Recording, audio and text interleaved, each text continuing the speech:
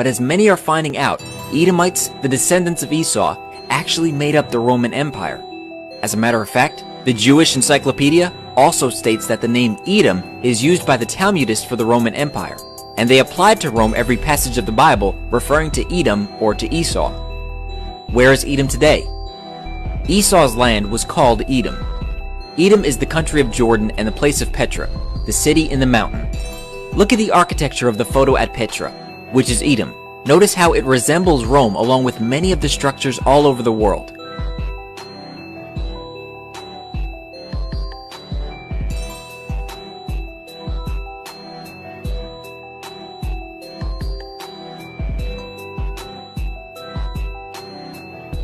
Our sports stadiums resemble the Colosseum. Even modern-day sports are in fact derived from Rome.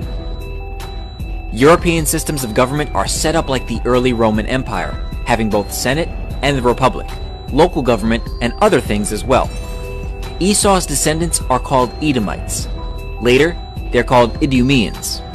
Idumea or Edom in Hebrew was the region south of Judea, originally inhabited by the reputed descendants of Jacob's brother Esau.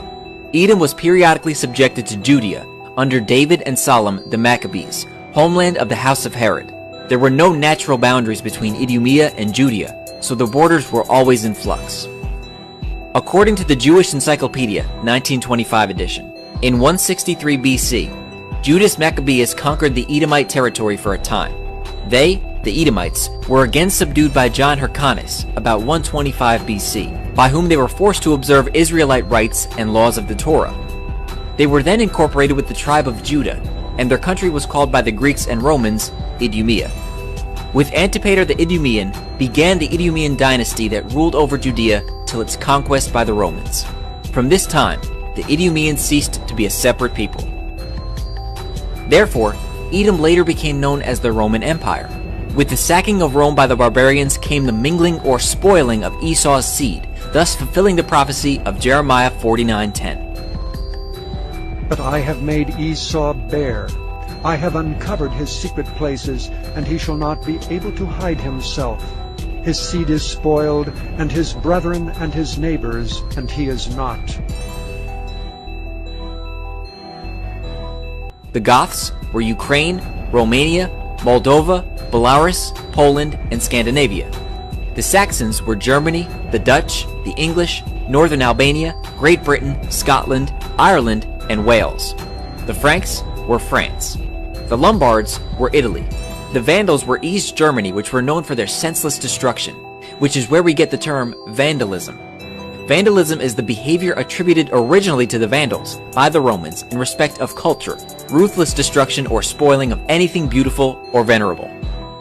These kingdoms all branched off into other kingdoms such as Canada, America, Caucasus, Siberia, Central Asia, Sweden, Finland, Norway, Ireland, and maybe others.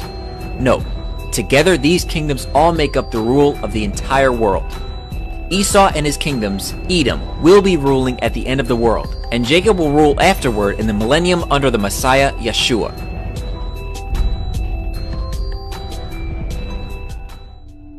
Many Bible scholars teach that the Edomites no longer exist, but Scripture clearly shows them in the last days. Was not Esau Jacob's brother, saith the Lord? Yet I loved Jacob, and hated Esau, and laid his mountains and his heritage waste for the dragons of the wilderness. Whereas Edom saith, We are impoverished, but we will return, and build the desolate places. Thus saith the Lord of hosts, They shall build, but I will throw down, and they shall call them the border of wickedness, and the people against whom the Lord hath indignation forever. Many people use this scripture to claim that Edom was exterminated, but this is not what the passage implies. It states very clearly that the Most High hated Esau and laid his mountains and heritage to waste. But in the next verse, it states, Edom saith, We are impoverished, but we will return and build the desolate places. At the time of Malachi's prophecy, Edom was a wasteland between 445 and 432 BC. How do we know this? The Most High said, I laid, past tense, his mountains and his heritage to waste. Edom's response was, We will return and build the desolate places. So if Edom was completely destroyed, how could they say that they'd return? And why would Scripture give reference to Edom still being around in the last days? The Most High's response was, "They shall build, but I will throw down." This is a future prophecy that Edom will return and rebuild, but the Most High will destroy his kingdom in his final judgment against Edom in the last days. For Esau, Edom is the end of the world, and Jacob is the beginning of it that followeth. 2 Esdras chapter 6 verse 9, the Apocrypha. The prophecy in Isaiah chapter 63 verses 1 through 6 confirms that this is indeed what will happen. Who is this that cometh from Edom, with dyed garments from Bozrah? This that is glorious in his apparel, traveling in the greatness of his strength. I that speak in righteousness, mighty to save. Wherefore art thou red in thine apparel, and thy garments like him that treadeth in the wine fat? I have trodden the winepress alone, and of the people was none with me. For I will tread them in my anger, and trample them in my fury, and their blood shall be sprinkled upon my garments, and I will stain all my raiment. For the day of vengeance is in mine heart, and the year of my redeemed is come. And I looked, and there was none to help, and I wondered that there was none to uphold. Therefore mine own arm brought salvation unto me, and my fury it upheld me. And I will tread down the people in mine anger, and make them drunk in my fury, and I will bring down their strength to the earth. When the Messiah returns, where does he go, and what does he do? He goes to every place where the descendants of Esau, the Edomites, have set up their kingdoms, and slaughters them for their perpetual violence against Jacob. He treads the winepress, and his wrath is accomplished.